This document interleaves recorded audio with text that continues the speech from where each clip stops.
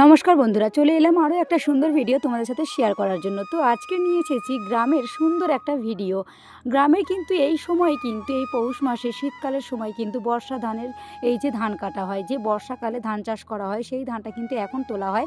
তো দেখো এখন সবাই কিন্তু আমাদের এখানে পুরুষ মহিলা সবাই উভয়ই কিন্তু মিলেমিশে সবাই কিন্তু কাজ করে। তো সবাই মিলেমিশে কিন্তু ধান কাটছে, আবার এই দেখো ধান বয়ে নিয়ে যাচ্ছে। তো বাড়িতে ধান বয়ে নিয়ে চলে যাচ্ছে, কারণ এই ধানগুলো কাটা হয়ে গেছে 2-3 দিন আগে। তো ধানগুলো বেঁধে এবার বাড়িতে নিয়ে যাচ্ছে, তো বাড়িতে গিয়ে ধান ঠ্যাঙানো হবে।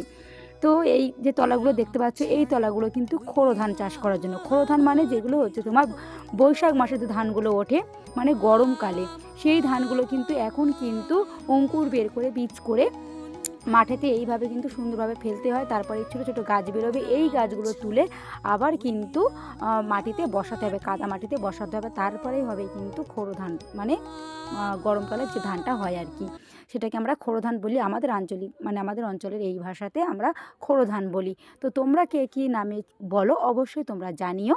তো দেখো কি সুন্দর তলাগুলো হয়েছে, আমরা কিন্তু এই গাছগুলোকে তলা বলি, ছোট্ট ধান গাছকে আমরা তলা বলি। তো কেমন লাগলো আমাদের এই গ্রামের এই সুন্দর ভিডিওটা অবশ্যই তোমরা কমেন্টস করে জানিও। আসছি আবার পরের ভিডিও নিয়ে। সবাই ভালো থেকো, সুস্থ থেকো, টাটা।